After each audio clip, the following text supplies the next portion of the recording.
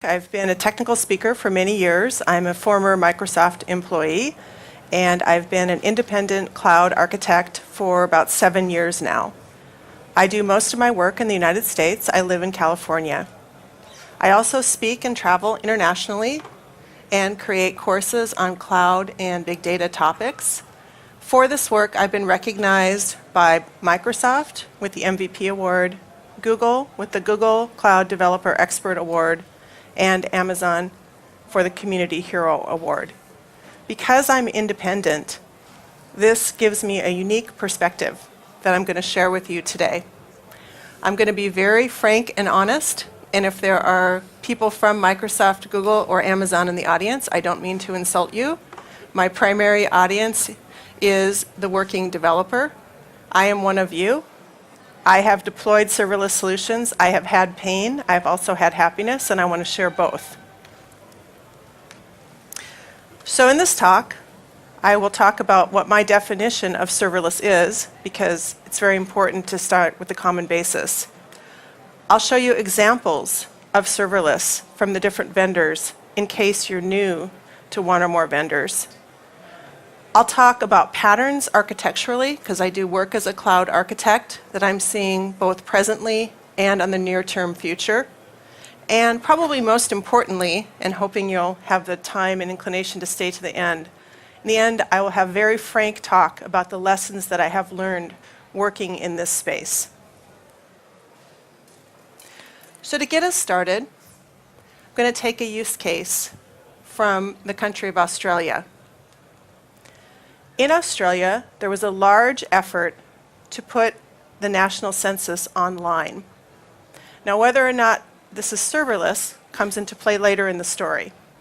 The point is, it was a very large, countrywide enterprise project, and the government of Australia proudly launched the Australian census on a Friday evening, and this is what the Australian citizens were greeted with.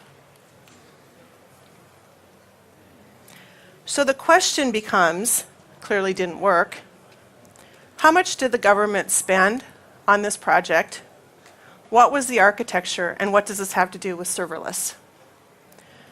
The government spent over $9 million working with a vendor, it was IBM in this case, over a more than a year-long period, and had a complete and utter failure.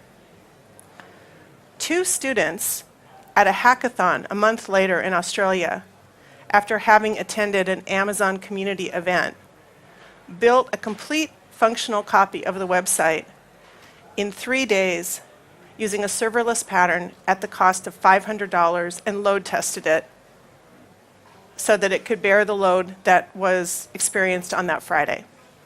Now, this is a really dramatic case. Not every workload is the right fit for serverless, but for those that are, there can be incredible economies of time and money. And that's why I think all of you are here today. So let's start with some definitions. What is serverless? There's a whole bunch of terms out there. Is it functions as a service? Is it servers, serverless without servers? Is it microservices? Is it Amazon Lambda? Is it functions as a service? Is it using actual VMs, nano VMs, for example, from Amazon? What is it? Well, you're in my talk, so you get my definition. My definition of the world of serverless started in November 2014 when Amazon launched Lambda. Now, I'm not so familiar with the Norwegian cloud market. I don't do professional work here. But in the US, Amazon is utterly dominant currently in the cloud. They have 16 times the business of all competitors combined. And at reInvent in November of 2014, when they launched Lambda, they again changed the game. There was immediate and intense interest in the economies of time and money that Lambda made available. And in fact, in the professional work that I'm doing in the US, I would estimate that 50% of the projects that I work on now have some sort of a serverless component. Most usually on Amazon, but increasingly with some of the other cloud vendors, as I'll talk about when I get into this a bit more. So in case you've not seen Lambda before, in case you're entirely new to it, I'm going to show you what it looks like.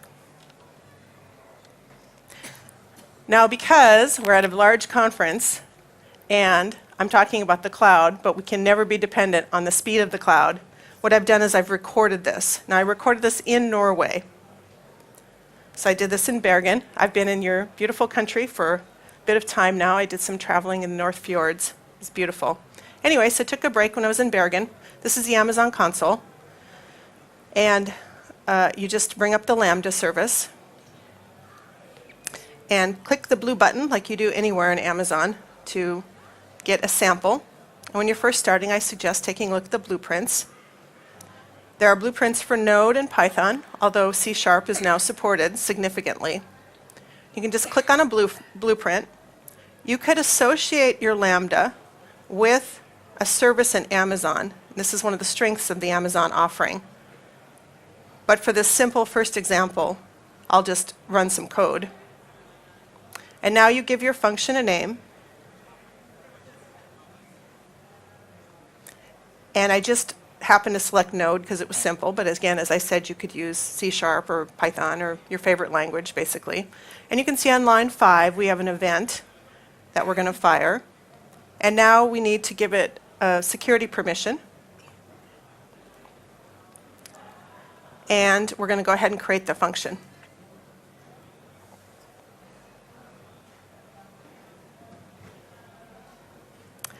And in the interface, you then can see the function, and you can test the function. You can configure an event that's appropriate to the function capability. In this case, we're just passing some values in.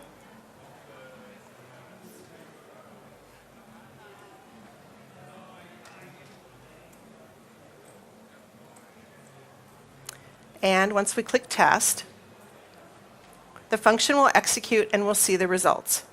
And we'll see that we had a successful execution, and we see summary of the log. Now, one of the things that's different, of course, in the serverless world is your build on executions and resource consumption, which does differ by vendors. In the case of Amazon, you set the amount of memory, 128 megs being the basic amount.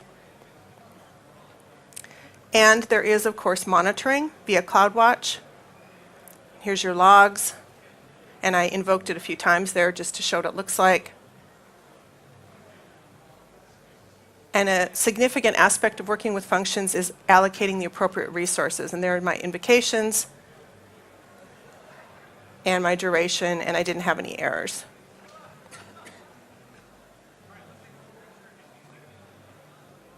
And that's really all there is to a basic function. It's just executing code. So when I was driving around beautiful Norway with a colleague of mine who happens to do more work in the Azure world, his name is Anton Delsink, he and I came up with this definition of the serverless environment. Rather than saying serverless, we like to say that Lambdas are containerless. So not only are the servers abstracted away from the developers, but also the containers. So as an architect, I always have to scribble on a napkin. So here's my napkin drawing. There are quite a few talks in this conference about microservices. And if you're coming new into this era of microservices and serverless, it might be a bit confusing. And one of the challenges that I see when I'm designing architectures is when to take a microservice approach and move it into serverless, because they're two different things. And this is the way that I like to think about it on these two axes. On the left side, I have management and control, so more up here, sorry, so that you have more control of your physical server, but less management. Moving down to a virtual machine, moving down to containers and Docker, moving down to Lambda. But of course, in terms of service costs, the service costs are dramatically less. People often ask me, C-level people, how much difference can it be? And although there's always going to be a it depends, as a rough guideline, it's very typical that a Lambda implementation will be 1/100th the cost of running servers. Now there's an interesting sort of additional pivot to this, and I just overlaid this here, and this is the thing that I mentioned earlier, but I'll continue to mention because this does come up as an alternative in the serverless environment.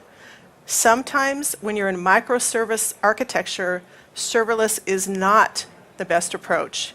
You want to have microservices, but you want to have servers.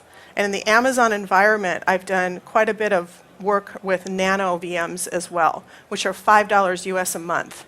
So you get the economies in cost, but you still have a server. So that's kind of one of the first things to think about, microservices versus serverless. Another aspect of serverless is most people just think of serverless as compute. And that's really too narrow. Serverless in some ways was launched not in 2014, it was launched in 2006 when Amazon launched serverless file storage with S3. If you're not aware, S3 is the most widely used cloud service on the planet by far. And it's interesting to note that not only Lambda and S3 are indicative of the serverless services that are being offered, but really, in a broader scale, all of the cloud vendors, and I just happen to be most familiar with Amazon, are creating the entirety of their offerings going forward in a serverless basis. So what does that mean? You have file storage, you have compute, but then serverless offerings that I've done quite a lot of work with over the past 12 months have been serverless services around Internet of Things, so IoT brokers, machine learning, flowing data, kinesis. So this is a sort of general pattern in cloud services. More and more of the offerings are offered in a serverless manner, not just compute. So here's my definition. Serverless to me is public cloud services for compute, for data or files, and other processing, such as machine learning.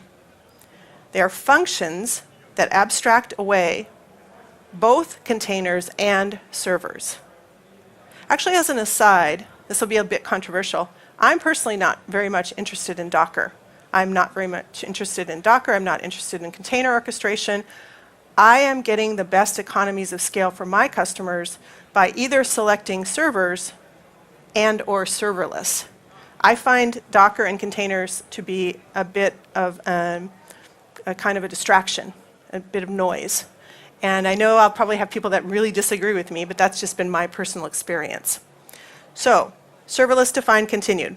Serverless is built on executions, not server instance sizes. And services that are based on events and easily and nearly infinitely scalable. So that's my definition of serverless. From a high level, the general types of use cases and patterns that I find serverless to be the best fit for are three. The first one is a huge volume of activities, so running web requests, queue messages, transactions. Also, to isolate and scale tasks. Another common use case is dynamic workloads, like the Australian census that I showed you. Run something infrequently, once a day, a month, a minute, whatever, and avoid paying for servers to get those economies of scale. Alternatively, I've also used serverless for scheduled tasks or jobs. Again, trying to get the scale economy by using a service that's only built on execution, not for an entire server. So run a certain piece of code on a schedule. So in the Amazon ecosystem, this is the core, the basis pattern that you see over and over and over. And this pattern is really emerging to me as a similar pattern in both Azure and in the Google Cloud. So there's three types of serverless services in this pattern. The first type is around the bottom here. These are the data services. So you have generally some sort of S3 buckets, and then you have some sort of data repositories. It's most often shown as DynamoDB, which is a NoSQL database.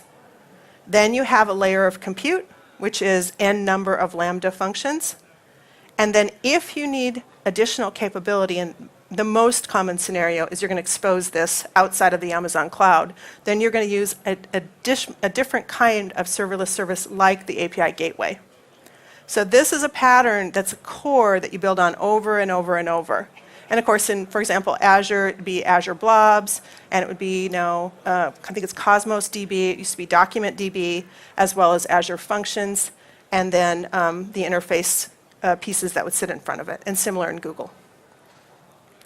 Speaking of vendors, I'm going to show you a bit of demo just so you can see what the function interfaces look like with two different scenarios. Just really simple event-driven, listen on a bucket or a file bucket, if you will, or a timer for Lambda, Google, and Azure.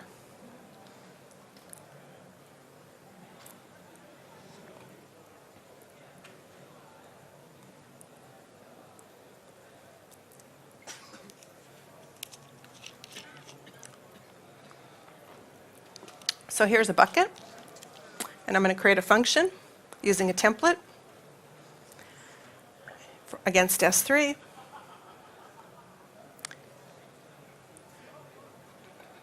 And there the trigger is pre-populated. I just need to set it to the correct region. By the way, I did a speed test when I was in Norway, and I found the EU London region to be the fastest. And I can talk to you separately on how I do speed tests, but it's kind of something I do for fun when I travel. So this is setting us to this bucket. I'm setting the event type, and I'm enabling the trigger. So when an object file is placed into the bucket, then the Lambda code will run.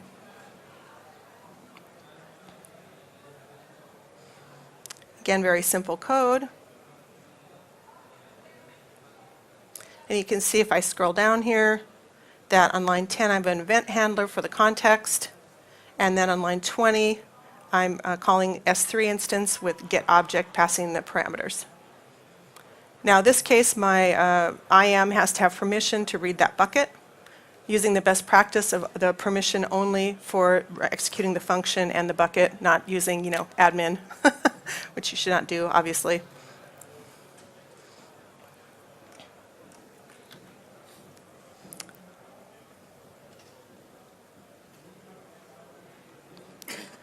Now anything I'm showing in the console, of course, you could use a command line tool and or use an SDK and do this programmatically, and that's what you do in production, but it's just faster to show the console. Demo's a little bit better than a wall of command line. So here I'm uploading a picture of beautiful Norway. Extra credit if you know where that is.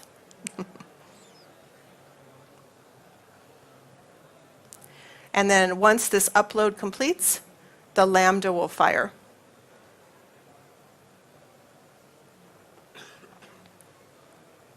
And of course you have to make the bucket in the same region as the Lambda for this to work. So if you're testing it out, I recommend you guys use London.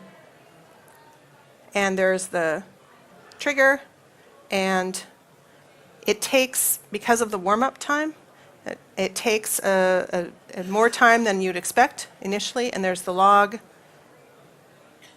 And you look in the log and you can see that you've got a JPEG. Now there's a reason I'm emphasizing the logs. When we get to the how do you programmatically work with this, you can't of course SSH into a VM or a Docker container or anything like that. So you will be using the logs quite a lot when you are developing. You don't have to access them in the console, you can do it programmatically. So here's Google. As of today, Google functions are in beta. So although they're powerful, I wouldn't recommend using them in production until they go to GA. So I'm creating a bucket here. Google's interesting in terms of its buckets. It has 4 different options: multi-regional, regional, nearline, and cold line, which correspond to Amazon, but it's a unified API. So I really like working with their file system. Also in the Google implementation, you create a folder in a different bucket, and that's where your zipped JavaScript code for your function goes. When you work in the console in Amazon, you don't actually see that. And I do like that in Google, that you see where your code is. Another concept in Google, there I'm turning on the API. Google has this concept of reducing the attack surface, and also has a concept of a container for your cloud services. You'll see on the top says Oslo demo up here. That's a project container, which is a really kind of a nice feature. So I've turned on the API, and now I'm creating a function in the console. Again, because it's beta, it's only available in US, I'm sure it'll be Europe.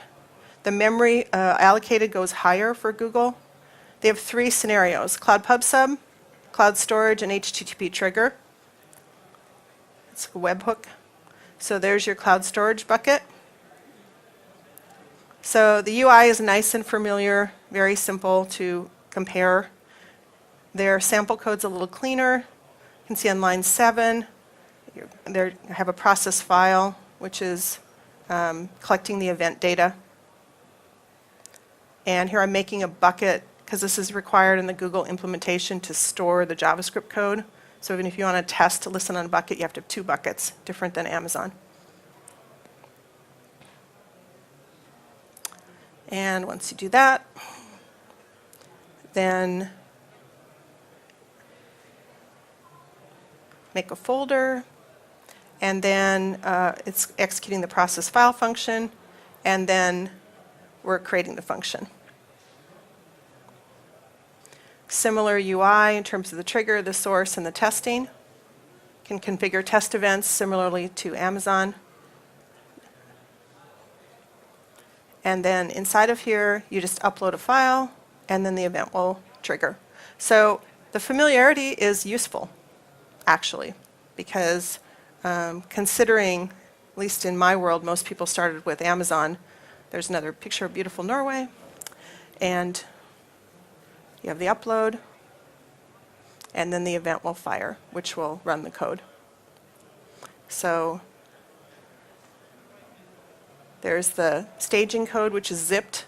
So that's another implementation detail. With functions, you zip the JavaScript or whatever the code you're using. There I'm switching back to functions, and in the UI, I'll see that I have 1 execution. You can see over to the right here, that's the execution. Then I'm going over to the logs. The logging story is super important, as I said, because that's a key tool for you. And Google's done a really good job. They purchased this company called Stackdriver, and they have very extensive logs, even though the product is beta, which I think is great and really useful. So now, once this is done, those are the resources. We'll go over to Azure. So Azure has an interesting interface that's separate from the main console that I discovered and I really liked.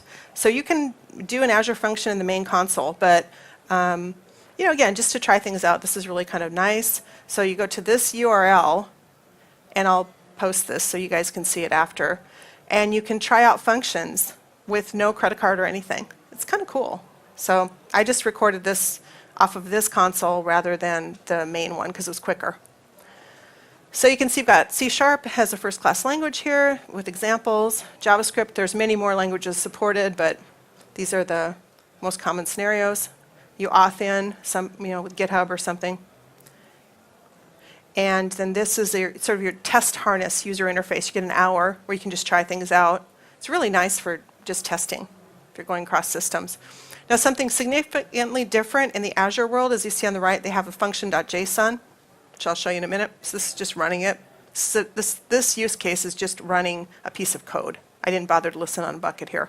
It's just a timer, basically. Assuming that most of this audience knows C#, not explaining the code very much. So what's interesting about the implementation here is this function file with bindings. So Amazon does a really good job integrating with Amazon services. I really have to give it to Azure in that they do a really good job integrating with Azure services, but they do, I think, the best job integrating with external services as well. And so this is done through bindings. There's a key, and then there's a monitoring functionality.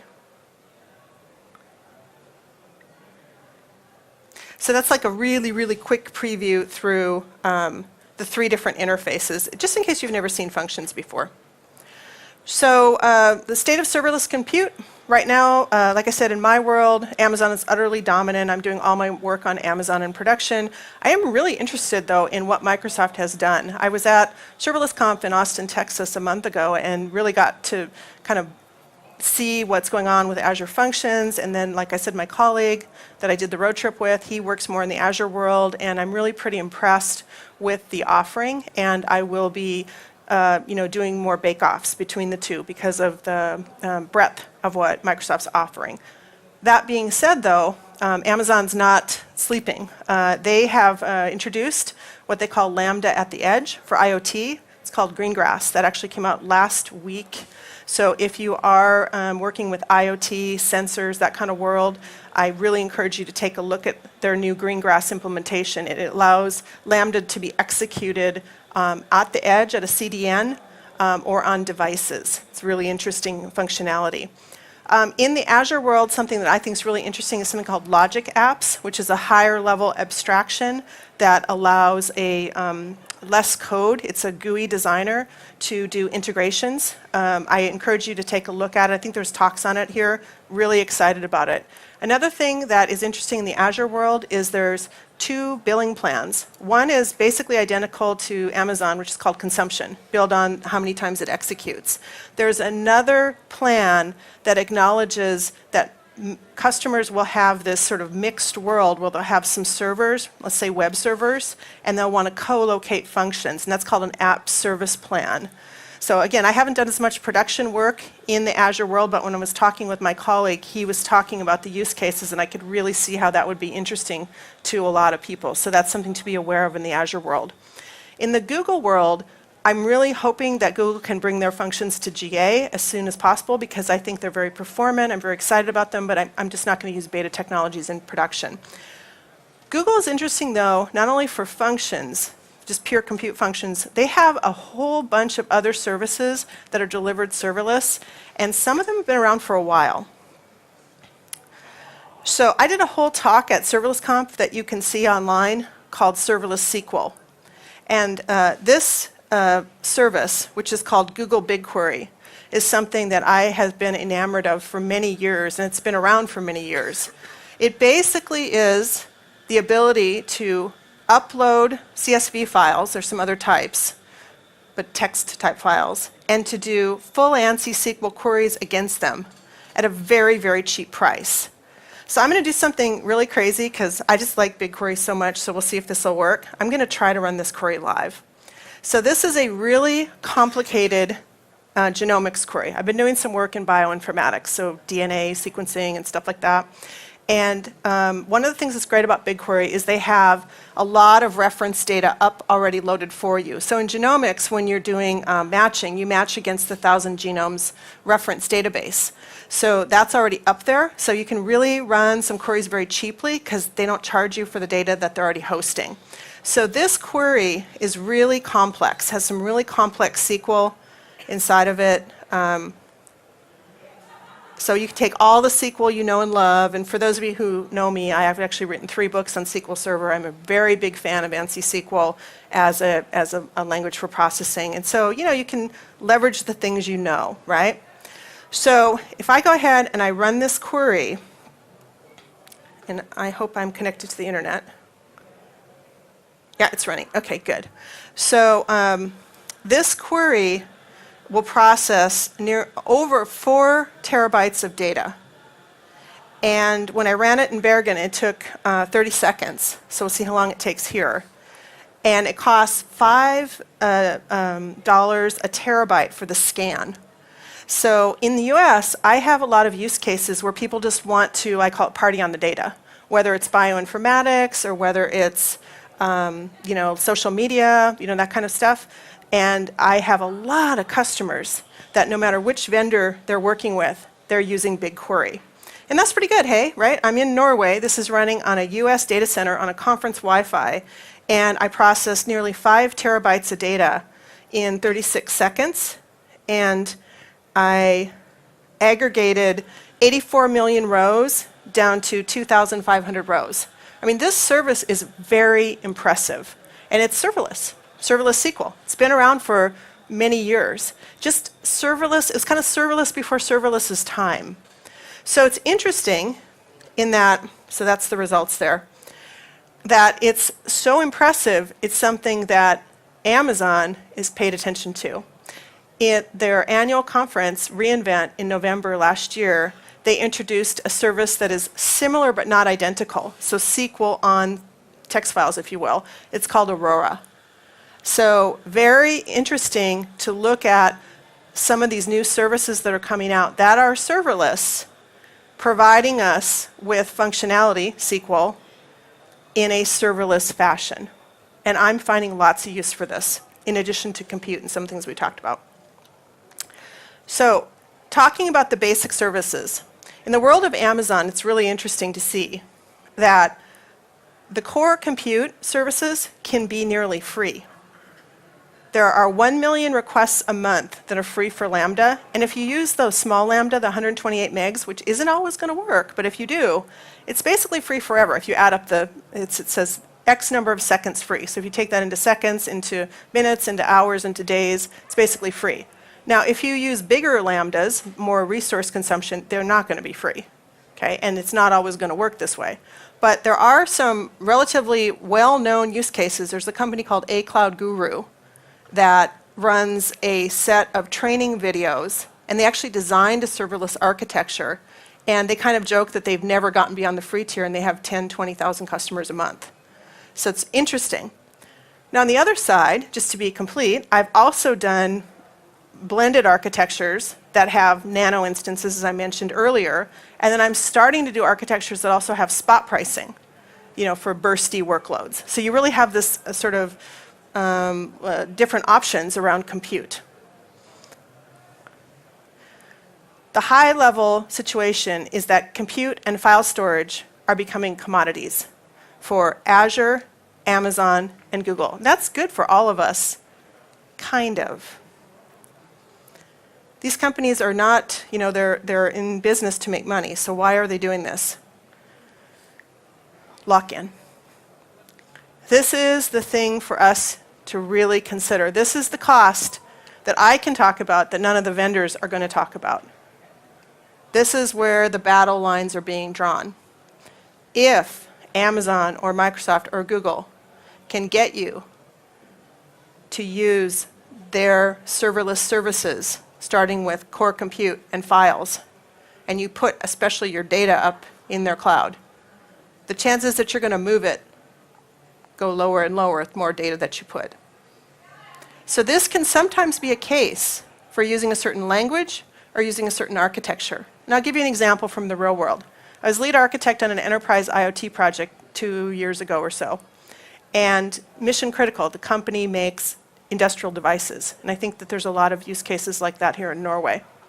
And so they chose as a language Node, even though they were a .NET shop, because they did not want to be locked into a certain vendor. And they felt that if they used Node, they could then move around to different cloud vendors, depending on what was most advantageous. They also chose to use nano instances in some cases rather than Lambda for that same reason, because those were like VMs that they could move around. All right, let's talk about patterns. So this is the core pattern, and I kind of introduced this earlier, but now this is an actual implementation. This is the sort of the canonical reference architecture in Amazon. So for those of us like me who come out of the relational database world, this looks kind of familiar. Dare I say it? Almost looks sort of like stored procedures, right? Sort of, kind of. But I mean, mapping what you know to the new architecture, I think, can be helpful for those of you that have that background. So you can see from a design pattern, we have here create, read, update, and delete. So access to a database. We're abstracting it away through these lambdas. And most importantly, we have one lambda per function, one per verb. Very, very important. One of the most common things I see done incorrectly in serverless architectures is lambdas that are too bulky. Lambdas that are too bulky is an anti-pattern. So you can see here you have static storage in S3. You have lambdas for access. You have API gateway. You have DynamoDB. In this case, you're just connecting out to services as well as Alexa. You see this pattern over and over and over. So, is this the pattern that Netflix used? Netflix is always at every Amazon conference. They are the one that changed it all. They are the one that went serverless. They are the one. I don't know if you guys know this, but Amazon actually sometimes will run 1/3 of the US internet traffic. The entire US internet traffic. Yes, we're watching too much TV, but that's a different discussion. So are they the one that kind of put serverless over the top? Nei, det er ikke det. It's beer. It's beer. Kind of kidding, but kind of not kidding. So Simple beer service is an implementation of the reference architecture that I just showed you with one twist. In the front, rather than a website, it literally is a kegerator. So here is the GitHub repo, and I have a homework for all of you who want to actually build something serverless, make the world a better place. You can go here and you can get the information starting with the hardware. So you can set up the kegerator and connect it to the Amazon cloud or Azure if you want to. It doesn't really matter, but I just happen to have the Amazon one here. And you can then add, this is a goal for me. I would like to see an Oslo entry here before I leave on Friday, and I will hack with you. So if you want to build this with me, I'll be here all week. This is the dashboard that shows from the kegerators in the Seattle office, the San Francisco office, and in Sydney, what the beer flow is coming off the kegerator. And in addition to being sort of fun, it actually is a reference architecture that implements serverless. Like I said, the difference is it's using the IoT services rather than straight Lambdas. But it's an interesting use case. And again, I'm thinking you guys in Norway have a lot of IoT interest because of the sensors and oil and gas and all that kind of stuff. So fun to build. So that's the architecture. So if you want to look at other architectures, those guys from A Cloud Guru, one of the guys, Peter Sparsky, published this book. And although it's serverless architectures on Amazon, I think it's also good across Azure and Google. It's patterns. So he has some of the patterns that he's made public, and I just want to highlight a couple of them here because I really recommend this book. I mean, highly. So you should get it if you're going to be building on this in this situation. So he starts with Lambdas themselves, and this is a really common pattern, and not just in Lambda, but implemented in Lambda. That you have a Lambda out in the front that's a command Lambda.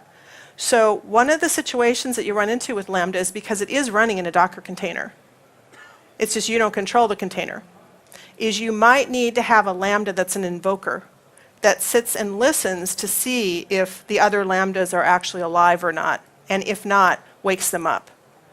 So again, this is sort of practical reality. Now you can do it in front, like this. Hits the API gateway, or comes in from the API gateway. The invoker sits there and says, are these Lambdas awake? No, wake it up. So a Lambda that wakes up a Lambda, and then sends some information to a database. Or you can do it the other way. You have data coming in, going into some sort of queue, and then you need to send this data downstream, and you need these Lambdas to be awake to minimize latency.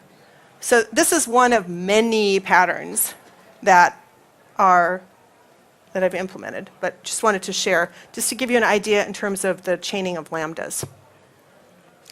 Now, taking it a little bit more broadly and going beyond compute Lambdas, I build big data pipelines. That's what I do professionally. So Snapchat clones, Instagram clones, YouTube remonetizers, bioinformatics stuff, so big data, lots of IoT, big data. So what are some of the overall patterns that I work with that are serverless or mostly serverless? So this is an IoT, this is Amazon IoT. This is similar to the pattern that I built for the enterprise group. So Amazon has a very strong story around integration with MQTT protocols for IoT. And these IoT rules are basically specialty Lambdas that when data comes in from the device, you set the thresholds, and it's all GUI based, so it's very simple to implement. And then notice the core of this architecture is the serverless. You send the data that has been processed through to Dynamo, and then you do subsequent processing on Lambda, and then you serve it up to the dashboard on the API gateway. So hopefully there's some familiarity here. And notice, no servers whatsoever. None. Zero. Reference architecture. But again, going back to that slide about lock-in, vendors are going to show you these architectures. It's in their own best interest. The real world sometimes can be more blended. For example, in this scenario, we had a special security requirement, and we used small EC2 instances as our custom security servers because we wanted to have complete control over that. So you see this pattern a lot. This is a data stream coming in through Kinesis pipe. And then you have a cold path over here, the red, going into the bucket, and a hot path going to the Lambda, going back to Dynamo. And then you have some processing going in. They call it a Kinesis app. So at the serverless conference, there was an architecture competition for serverless architectures. And the US retailer Nordstrom won with basically a more sophisticated implementation of this. And this is what it looks like. It looks kind of intimidating, but it's really just that separation of concerns. So, you take a picture of some product, and then you send it in with some lambdas to the API gateway, and then you partition based on functions. I call it based on verbs, if you will.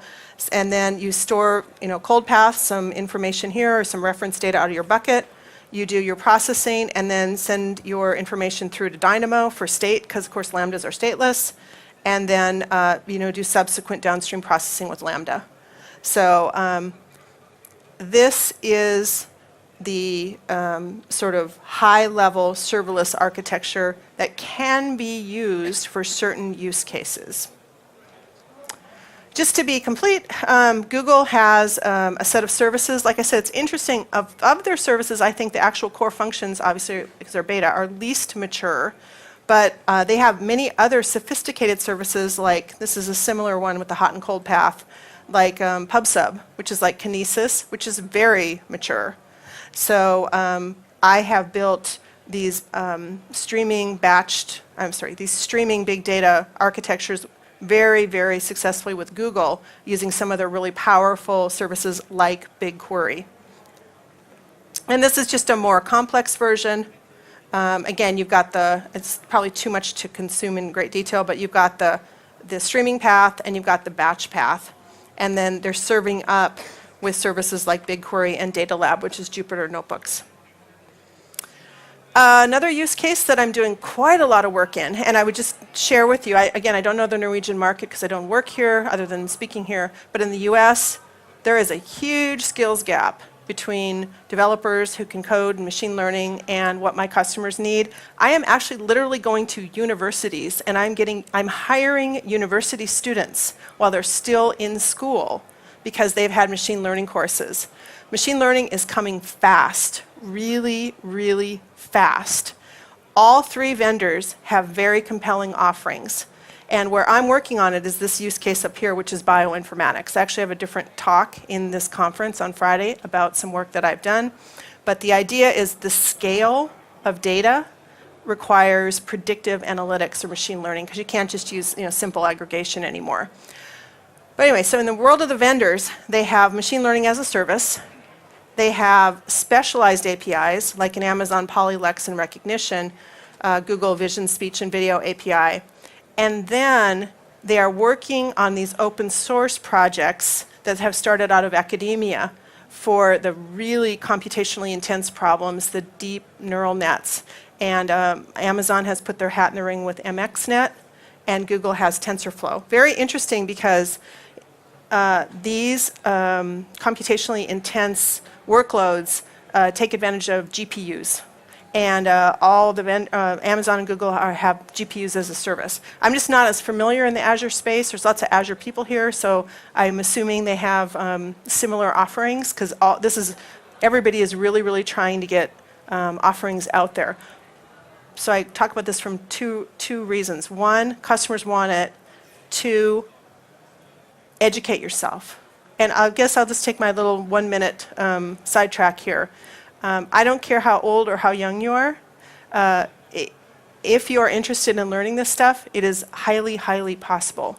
I have been working on learning advanced calculus. I think there is a talk here on implementing the Lambda calculus that I'll be sitting in. The amount of learning that is necessary in our industry to be able to service our customer need is significant. And those of us who embrace lifelong learning are going to be very successful in this area. And those that don't, aren't. So, speaking of that, lessons. Okay, so let's talk about some real-world problems. I've implemented Lambda in production with several customers. So these are known problems, but again, you came to my talk to get reality, so maybe you haven't experienced this yet. Warm-up time is a known problem because of if you need always-on Lambdas, there's the initial warm-up time because of the Docker container. understanding how to properly store state is not really a problem, it's just an architectural challenge. And then there's mystery and freeze and thaw errors, the scary things. So for warm-up time, I showed you the pattern, warming trigger. You can do CloudWatch events. You can set it, I just put 5 minutes. You can put whatever time you want, basically. For state, I've shown you the pattern over and over to store the state externally, either in S3, which of course you should encrypt for anything that has a high security need, or DynamoDB. This is a little bit more subtle. For mystery errors, allocate more Lambda memory. Remember how I said you get what you pay for? The 128 meg Lambdas are pretty much free, but you get what you pay for. So sometimes you have to bump the memory up. And if you're working with Node, this is just, my projects have been in Node, use the latest Node.js versions on the Amazon cloud because that's what they're optimizing for. And use shorter operations. Common sense, but very, very important in the world of serverless. So Lambdas are more than coding.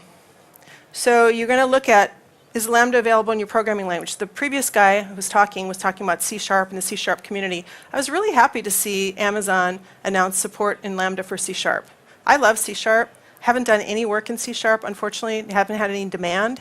And I'm really hoping that, like he was making a call to the C# community to be more open and be more inclusive. I love C#. It's a beautiful language. I feel sad, and I'll tell you that in California, I'm having very little demand for C#. It's all Python and Node. So you have concerns around debugging, unit testing, integration testing, orchestration, and deployment. So debugging patterns. Azure comes out really strong here. Microsoft's always had a great tooling story. They have a local emulator. The Visual Studio tools are great. Fantastic. If you're a .NET developer, very compelling. The story on the Amazon and GCP side is not as happy. What I did for testing and debugging, I used Mocha, Chai, and Mox, so it was a lot of pain. Basically, these are libraries for Node. You want to code via testable patterns, supports and adapters, so it's on you to code properly. And there are starting to be utility libraries such as Lambda Tester, and there's an alpha version on GitHub for GCP. So it's a painful kind of story.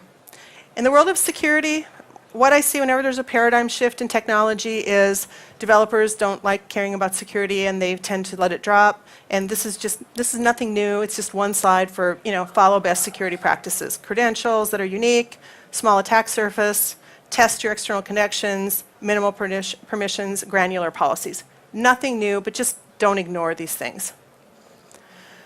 This is a picture of Azure Logic apps. Again, I encourage you, if you're working in the Azure environment, to take a look at this. When I was traveling around with my friend Anton, he said he was frustrated because whenever he was thinking of writing an Azure function, he went and looked at a Logic app, and the integration was already written for him. So, kudos to Microsoft for that they have so many of the common integrations. So this is an orchestration UI that generates JSON code.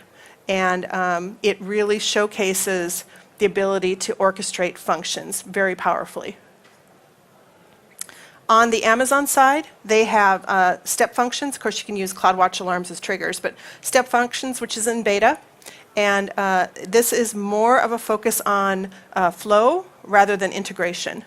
But I do have one customer I'm working with, so if you're interested in getting some real-world information about this, I will be blogging and writing about the implementation of step functions in it's a bioinformatics workflow. And Amazon's starting to publish reference architectures here. So again, they're pushing all things serverless, and they're publishing these architectures around orchestration, which I'll be leveraging when I'm working with my clients. And I wanted to make you aware they're already doing this. In terms of deployment, again, Azure has a great story, kind of same thing. They have nice integration with Visual Studio. They have ARM or Azure Resource Manager JSON templates, and you can use PowerShell to deploy. Always a strength with Microsoft. On the Amazon side, still got some work to do, although CloudFormation, which uses YAML files similarly to the ARMs, now has extended to support functions by SAM templates. There are a bunch of third-party templates that I've seen more often over previous time. Terraform is commercial, serverless framework, Claudia.js. So the SAM templates work in the CloudFormation Designer, and I actually have a little demo of how this works, if you've never seen this. Oops, let me get out of here. Whoop. Go out of here. There we go. There, okay. So if you're not familiar, I'm just going through the environment saying I have nothing there, nothing there, nothing there. So I'm going to deploy that reference architecture. So I'm going to do this with a CloudFormation stack. And I'm going to do it through the command line. So I have a YAML file, and you can see on line 6 there, this is the SAM extension. So type AWS : serverless : function. So this is configuration as code, which is an extremely important practice in cloud, even more so in serverless because you've got more objects to deal with. And this is going to deploy all of those lambdas, those buckets, and the DynamoDB and the API gateway. And then this is they put all the lambda code kind of sloppily in one index.js just to make it quicker. It should correspond to each lambda, of course. And this is, as you can see, like on line 33, events.put. This is putting into, on 44, Dynamo put item. So this is using the lambda to connect to the DynamoDB. So I'm running this from the AWS CLI. The first thing that I'm doing is I'm running on line 1, when I put this into my terminal, AWS CloudFormation, and I'm taking that YAML file and I'm specifying where to put it, because it has to, in order for CloudFormation to execute, it has to run from a bucket. So I'm just saying, put that YAML file in this bucket, which it does. And now it makes a new YAML file that says where it is, basically, because one of the things CloudFormation does for you is it versions the stacks or the YAML files. So it's like a GitHub in a way, or source control, I guess, if you will. So now I'm going to deploy this, and I have the capabilities flag because I have to create an IAM or a permission for this, and this will deploy that entire architecture. So it will deploy. Definitely recorded this because it doesn't go as fast as in the video. Okay, and this is from an Amazon sample, so I can put the link in the presentation if you guys want to try it. And I did this from here, so it works just fine. You have to put it in US East, though, unfortunately. And there's all the creates of all the lambdas. So everything's done. It takes about 5 minutes. And then you get a nice log, so you can version all this stuff. So if you've never seen cloud solutions versioned, that alone is worth the price of admission to this talk. It's extremely important. Production, don't click on the console. Only for demos. So there's my SAM template. There's my lambdas. So I have a get, put, and delete.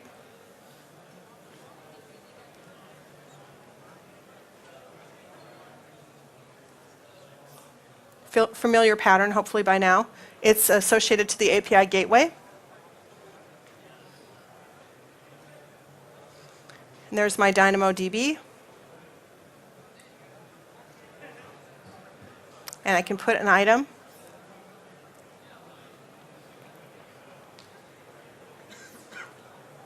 And if you're not familiar with API gateway, this puts a REST endpoint on your Lambda. And you can see that you have basically REST interface here. And you can put authorizers and all the things. It's API management. So. And there I'm just putting some items. What I'm going to do in the interest of time here is I'm just going to move up to, there's the designer.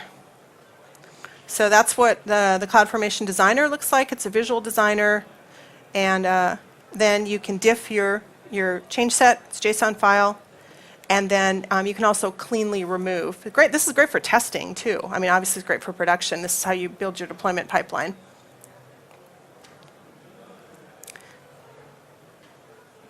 And And this pattern is actually, like I said, extreme. So now I'm going to delete this and it'll remove all the resources. This is extremely important for serverless because you have more objects to deal with. You're not, having 3 EC2 servers or something. And then once you delete the stack, all the objects will be gone. All right. So monitoring.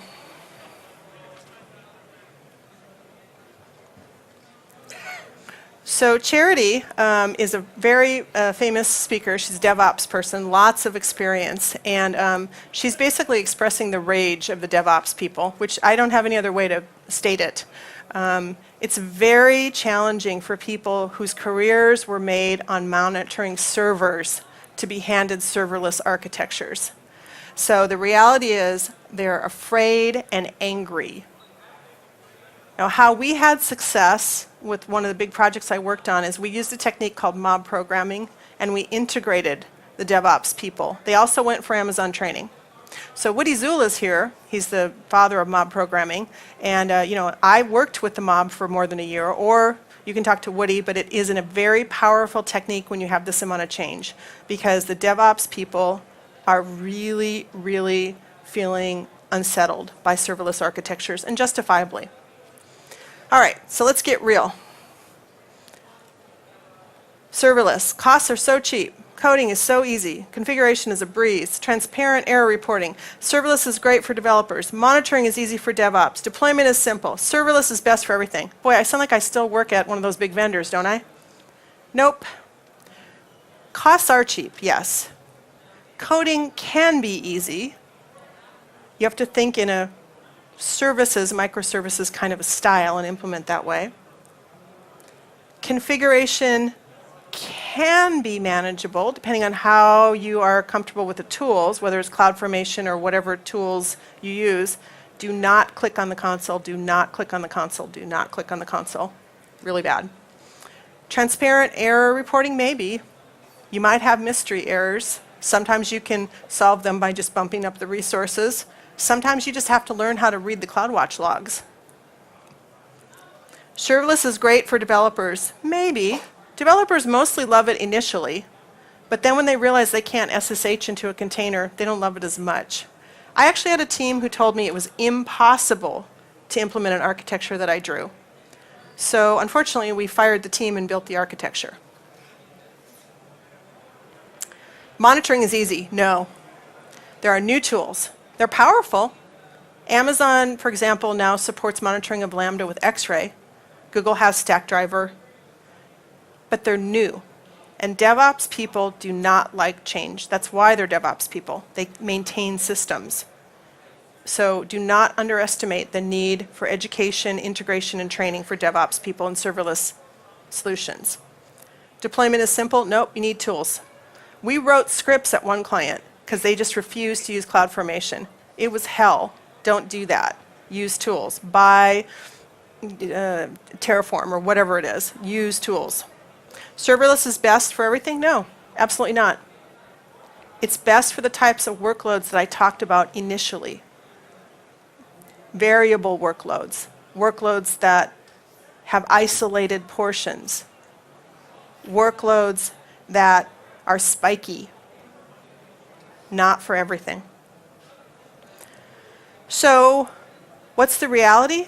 You can always use servers, and you might want to.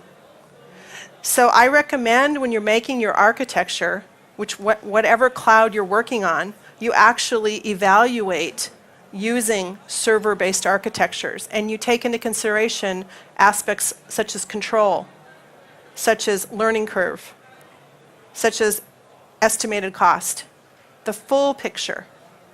And you'll most often end up with a blended solution. Pure serverless is for things like simple beer, not necessarily for the things we work on yet. The market status, of course, Amazon's a market leader, building new features. Azure, I see copying Amazon, but also adding, the tooling is great, and then adding these integrations. I'm really very, kudos to Microsoft. I'm going to be showing customers Azure as well, who are interested in that ecosystem. Google, please get your functions out of beta. I really like your serverless services. I'd like to see your functions. And that is serverless reality. Thank you.